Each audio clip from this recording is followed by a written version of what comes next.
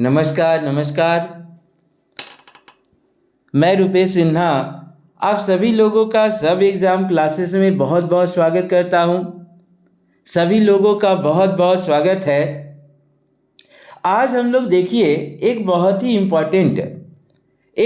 ही important topic के बारे में बात करने वाले हैं। तो दोस्तों, झारखंड में स्थानीय नीति खतिहान आधारित पर सरकार देखिए एक बहुत बड़ी कदम उठाने जा रही है। अब आप इसे संयोग कहें या पुनरावृत्ति कहें, ये तो हम लोगों को 11 नवंबर को पता चलेगा।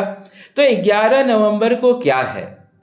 तो 11 नवंबर 2022 को सरकार विधानसभा में स्थानीय नीति पर बिल पेश करने वाली है।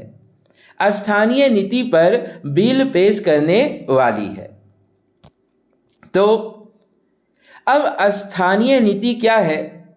तो देखिए यह मुद्दा क्या है। तो झारखंड में आने वाला सप्ताह एक नीतिगत फैसला महज संयोग कहे या पुराने इतिहास को पुनरावृत्ति होने वाली है। तो 11 नवंबर को एक बार फिर ऐतिहासिक होने वाला है, जब झारखंड सरकार 1932 के खतियान या अंतिम सर्वे के आधार पर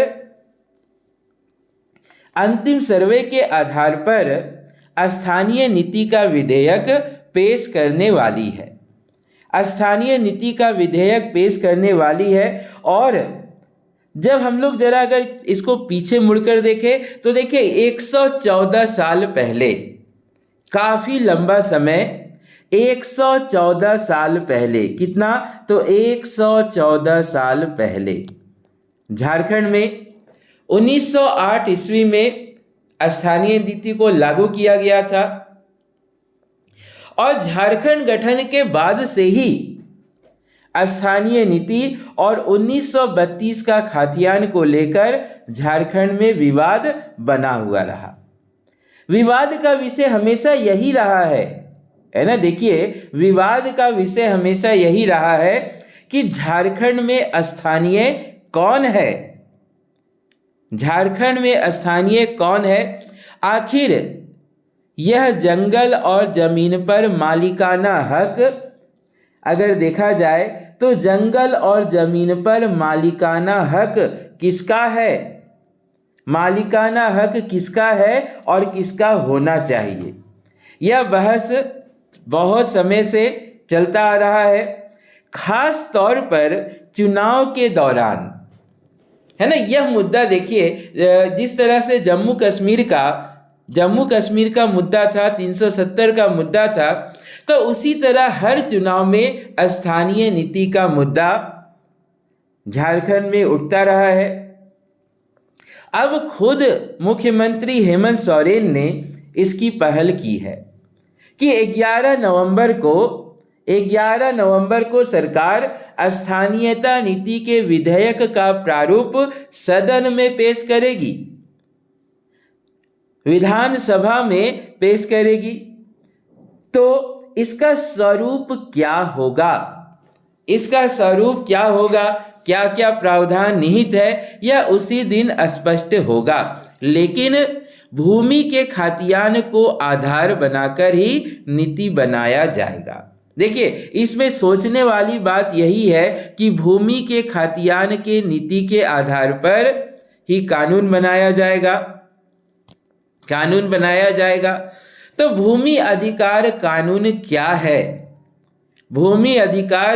क्या है? दोस्तों देखिए, तो छोटा नागपुर काश्तकारी, जिसको हम लोग CNT एक्ट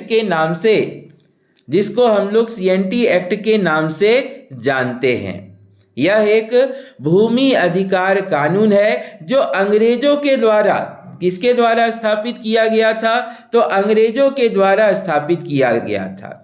और झारखंड की आदिवासी आबादी के भूमि अधिकारों की रक्षा के लिए इसको बनाया गया था। और यह CNT अधिनियम का एक प्रमुख विशेषता है। सीएनटी अधिनियम का एक प्रमुख विशेषता है कि सामुदायिक स्वामित्व के आधार पर, है ना, क्या देखेंगे, है ना, तो सामुदायिक स्वामित्व के आधार पर आदिवासियों के भूमि का हस्तांतरण पर रोक लगता है। उत्तरी छोटा नागपुर और दक्षिणी छोटा नागपुर और पलामू संभाग के क्षेत्र, अगर देखिए बात किया जाए तो उत्तरी छोटा नागपुर और दक्षिणी छोटा नागपुर, है ना, दक्षिणी छोटा नागपुर के और साथ में पलामू संभाग क्षेत्र के सीएनटी अधिनियम अधिकार क्षेत्र इसमें शामिल है। तो छोटा नागपुर काश्तकारी अधिनियम बिरसा आंदोलन, देखिए यह प्रतिक्रिया कहाँ से आया, तो यह प्रतिक्रिया बिरसा आंदोलन के रूप में आया जब जॉन हॉफमैन, देखिए अंग्रेज जॉन हॉफमैन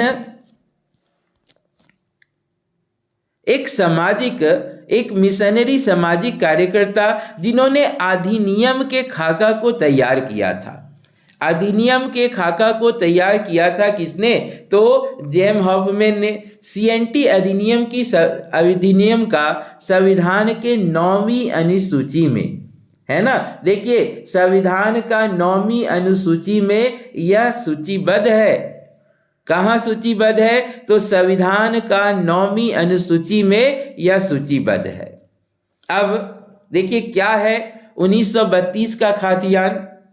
1932 का खातियान क्या है, किस पर आधारित है, तो देखिए यह खातियान नीति का इतिहास काफ़ी पुराना है। देश में 1831 से 1833, कब, तो 1831 से 1833 का कोल विद्रोह, है ना, हम लोग सभी लोग जानते हैं 1833 और 31 और 33 के बीच में कोल विद्रोह हुआ था और विल्किंसन रूल लाया गया था। कौन सा रूल लाया गया था, तो विल्किंसन रूल लाया गया था और इसमें कोल्हान की भूमिका आदिवासियों के लिए आरक्षित कर दी गई थी, है ना। कोल्हान की भूमिका किसके लिए आरक्षित कर दी गई थी, तो भूमि आदिवासियों के लिए आरक्षित कर दी गई थी। और यह भूमि देखिए प्रशासनिक कार्यभार इसका कौन देखने वाले थे, तो प्रशासनिक कार्यभार इसका मुंडा और मानकी देखने वाले थे। इसी प्रकार बिरसा मुंडा का आंदोलन 1908 छोटा नागपुर काश्तकारी अधिनियम का गठन किया गया, जिसको हम लोग सीएनटी एक्ट के नाम से जानते थे। और आदिवासी के लिए यह कानून बनाया गया, इसको बिरसा मुंडा आंदोलन की परिणति माना जाता है। तो देखिए अब 11 नवंबर को देखना है कि सरकार, है ना, सरकार इस पे क्या कौन सा बिल लाती है और विपक्ष का इसका क्या रोल है। तो यहाँ पर मैं एक शब्द कहना चाहूँगा कि हम लोग देखेंगे कि यह 1932 का जो अधिनियम है, जो स्थानीय नीति है, उसका समाधान होगा या फिर वापस बस इसमें पुनरावृत्ति होगी, है ना, समाधान होगा या वापस इसमें पुनरावृत्ति होगी, यह देखा जाना इम्पोर्टेंट है।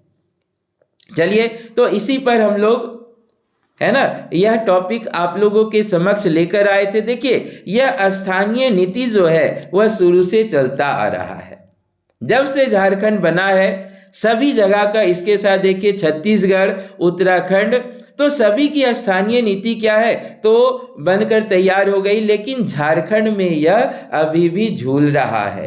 क्यों, तो कहीं ना कहीं इसका राजनीतिक इफेक्ट प्रभाव होने वाला है। तो आइए हम लोग देखते हैं कि इस बार क्या होता है। चलिए अब आप लोगों के समक्ष फिर से दूसरा कोई इसी तरह का इंफॉर्मेशन लेकर हम आप लोगों के समक्ष फिर से उपस्थित होंगे। ठीक है, बहुत बहुत धन्यवाद।